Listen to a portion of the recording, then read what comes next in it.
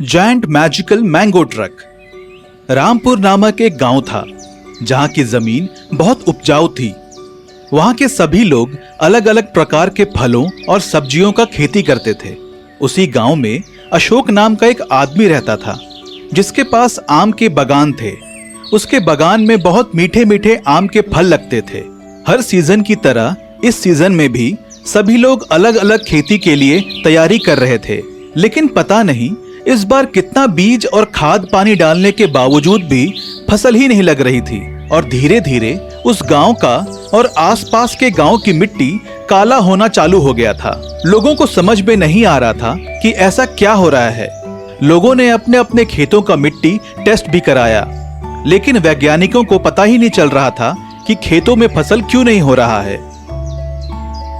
एक दिन अशोक अपने बागान में घूम रहा था, तभी उसको एक पेड़ में 2-4 आम फले हुए दिखे। अशोक उसे तुरंत तोड़ता है। क्या हो गया है, फसल ही नहीं हुआ है, अब मैं क्या करूंगा? और ये 4 आम फले हैं, इसका मैं क्या करूं? इसे माता रानी के मंदिर में चढ़ा देता हूं, क्या पता उनकी कोई कृपा बरसे मुझ पे।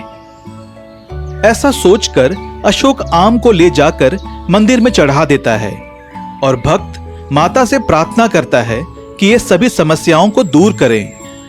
उसकी सभी बातों को वहां का बैठा हुआ पंडित सुन रहा था। क्या हुआ अशोक, बहुत परेशान लग रहे हो? क्या बताऊं पंडित जी, इस साल किसी का फसल नहीं हो रहा है। पता नहीं हमारी इतनी उपजाऊ जमीन को क्या हो गया है, किसी का फसल ही नहीं हो रहा। अच्छा, मैं तुमको एक भभूत देता हूं जो मुझे एक योगी ने दिया था। इसे पानी में मिलाना और गांव के सभी खेतों में इसे छिड़कना, फिर मुझे बताना। अशोक पंडित जी के पास से भभूत ले जाकर गांव के सभी खेतों में डालते जाता है। तभी अचानक एक जगह जैसे ही भभूत वाला पानी पड़ा, वह जगह अपने आप ही बहुत गर्म होने लगा और धीरे धीरे करके वहां से धुआं उठने लगा।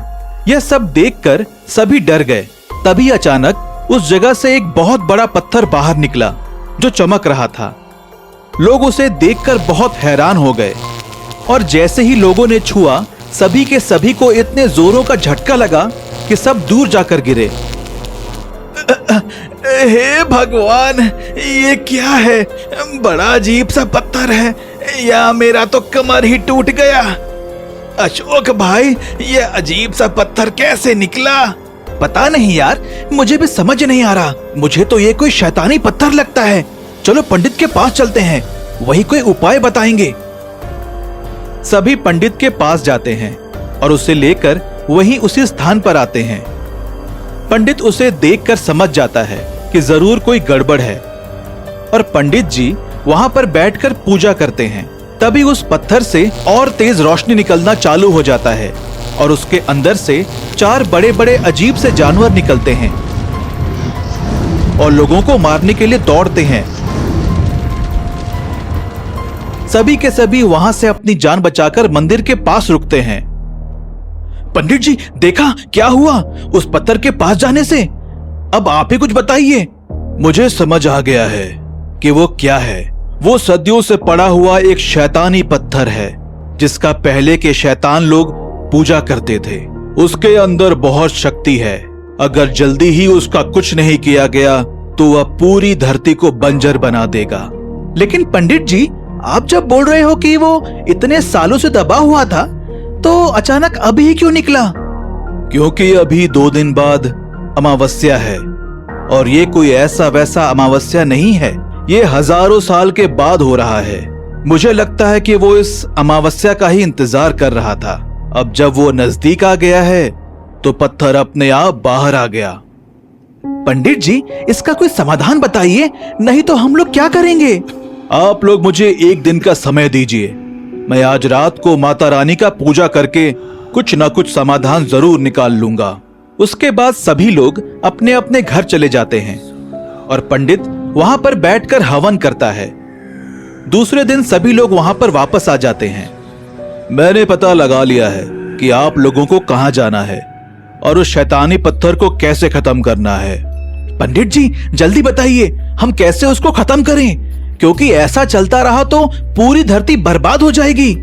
मैं तुमको एक जगह बताता हूँ, वहां तुमको जाना पड़ेगा और वहां से एक शस्त्र लेकर आना है जो दैविक शस्त्र है। उस शस्त्र के जरिए इस शैतान को पहले भी हराया जा चुका है, लेकिन उस जगह तुम ऐसे ही नहीं जा सकते। वहां जाने के लिए तुम दैविक शक्ति से बना हुआ वाहन में ही जा सकते हो। तो पंडित जी जल्दी बना दीजिए। फिर पंडित वहां पर बैठकर एक मंत्र पढ़ता है और अशोक को चढ़ाया हुआ आम का फल जो वहां रखा हुआ था वह अपने आप जादू से उड़ने लगता है और सड़क पर आकर वह एक बहुत बड़े ट्रक में बदल जाता है। तुम लोग इस ट्रक में बैठ जाओ, यह ट्रक अपने आप ही उस जगह पर ले जाएगा, फिर वहां से तुम शस्त्र को उठाकर ले आना। अशोक और दो लोग उस ट्रक में बैठ जाते हैं और उस ट्रक से उस स्थान पर पहुंच जाते हैं जहां पर वह शस्त्र रखा हुआ था।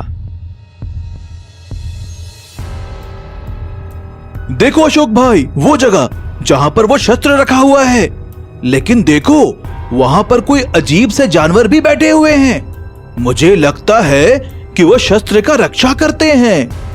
हाँ, इस बारे में तो पंडित जी ने हमको कुछ भी नहीं बताया। अब हम क्या करें? अरे अशोक भाई, आप ये भूल गए, पंडित जी ने बोला था कि एक दैविक शक्तियों से युक्त ट्रक है, हमें इसके अंदर बैठकर वहां पर जाना चाहिए। तुम लोग सही कह रहे हो।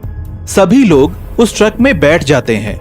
उसके बाद उस जगह पर पहुंचते हैं।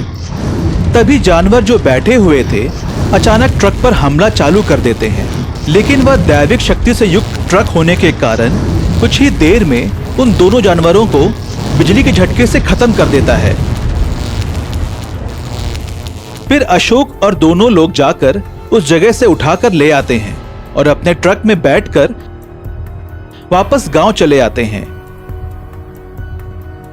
और उस शस्त्र को पंडित जी को दिखाते हैं।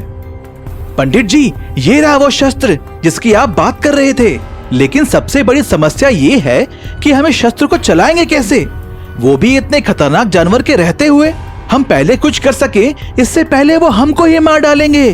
तुम लोग इसकी चिंता मत करो, इस शस्त्र को अपने उस जादुई आम वाले ट्रक पर लगा दो और उसके अंदर बैठकर उसी स्थान पर पहुंच जाओ, बाकी ये सब काम अपने आप ही कर लेगा। अशोक और मोहन शस्त्र को आम वाले ट्रक में लगा देते हैं।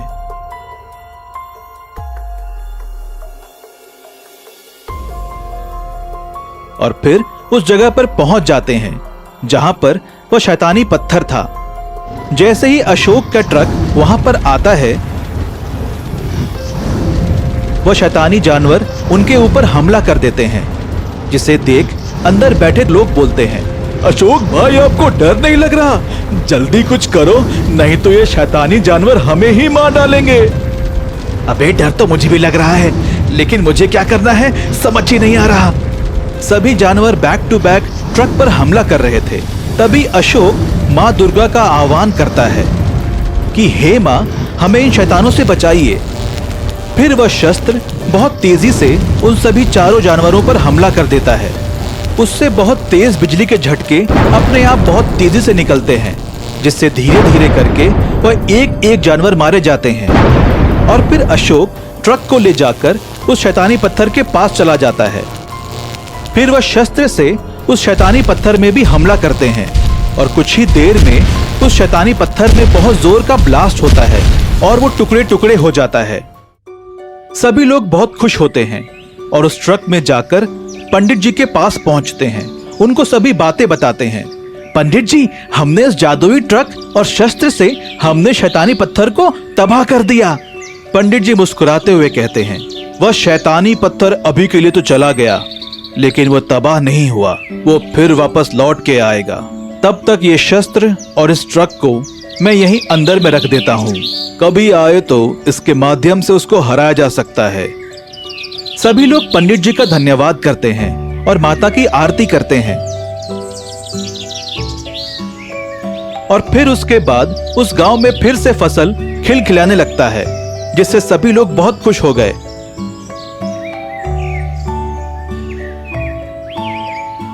लेकिन लोगों के मन में अभी भी यह डर बना हुआ था कि पता नहीं वो शैतानी पत्थर फिर वापस कब आ जाए।